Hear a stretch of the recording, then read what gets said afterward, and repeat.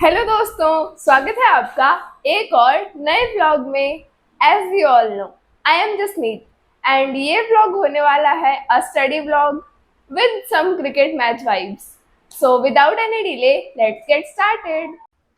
तो दोस्तों, हिस्ट्री के दरवाजे खोलने का वक्त आ गया है और टॉपिक है फ्रेंच रेवोल्यूशन।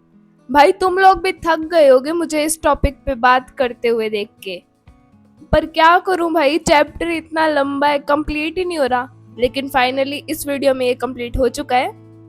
सबसे पहले तो इसका नाम सुनते ही लगता है हॉरर मूवी चल रही है। मतलब कभी स्टेट सिस्टम, कभी बेस्टाइल का स्टॉर्मिंग, कभी रेन ऑफ टेरर। ऐसा लगता है हिस्ट्री टीचर ने हमको टॉर्चर देने की कसम खा रखी है।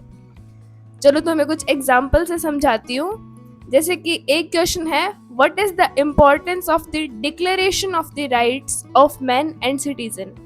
आंसर सिंपल है, इस डॉक्यूमेंट ने क्लियर बोला है सब इक्वल है और किसी को भी बर्थ के बेसिस पे सुपीरियर नहीं समझा जाएगा।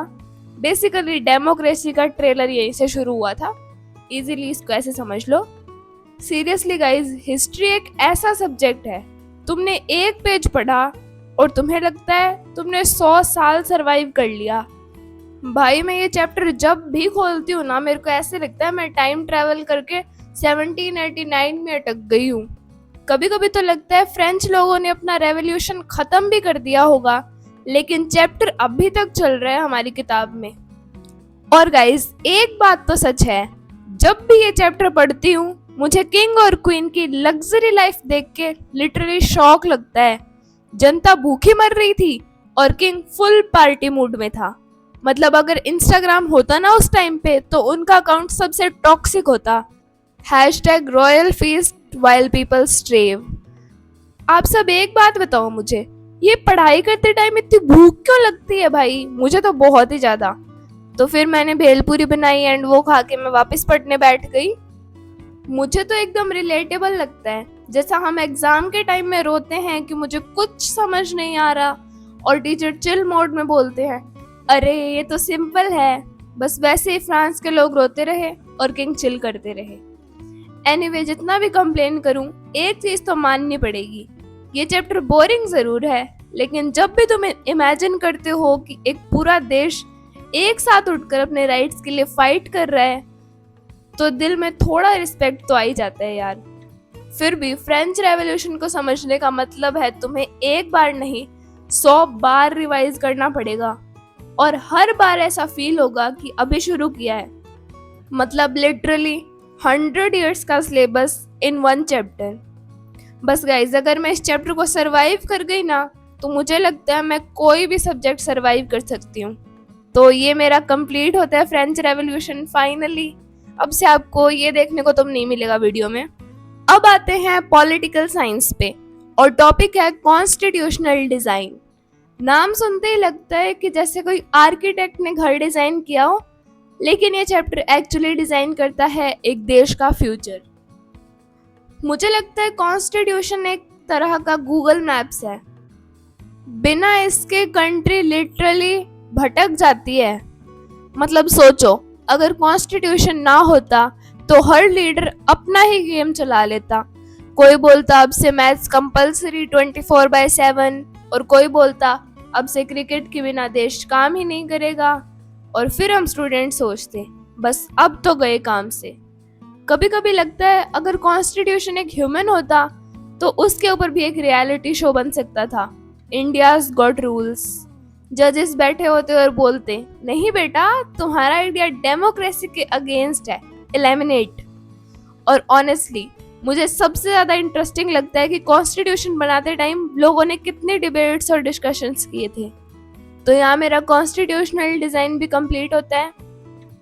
गाइस, अब आ गया दिन का सबसे धमाकेदार पार्ट, इंडिया वर्सेस पाकिस्तान का मैच। लिटरली पढ़ाई से भी ज्यादा स्ट्रेस मुझे इस मैच में होता है। मतलब एक एक बॉल पे दिल रुक जाता है। मैच स्टार्ट होने से पहले ही सब घर वाले भी टीवी रिमोट के सामने सेटल हो गए। पापा की कमेंट्री अलग, ये बॉलर तो कुछ नहीं कर सकता। मम्मी साइड में बोल रही थी बेटा पहले खाना खा लो फिर मैच देखना। और मैं भी लाइक नहीं मम्मी, इंडिया पहले बॉलिंग कर रहा है वो तो देखने दो मुझे। तो यहाँ सबसे पहले नेशनल एंथम हो रहा था एंड उसके बाद फर्स्ट बॉल हार्दिक पांड्या आए फेंकने। भाई क्या खेलती है इंडिया की टीम, कोई हरा ही नहीं सकता। ये तो मेरे को पहले ही पता था हम ही जीतेंगे, इतना तो कॉन्फिडेंस है यार।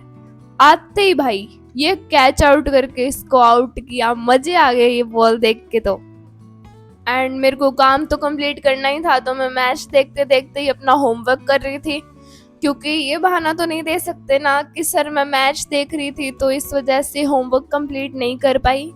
सर डांटते मेरे को, तो मैंने सोचा दोनों काम कर लेते हैं, मल्टीटास्किंग बनते हैं थोड़ा। ज़्यादा देर तो मैंने काम नहीं किया, थोड़ी सी देर करके मैंने बंद कर दिया।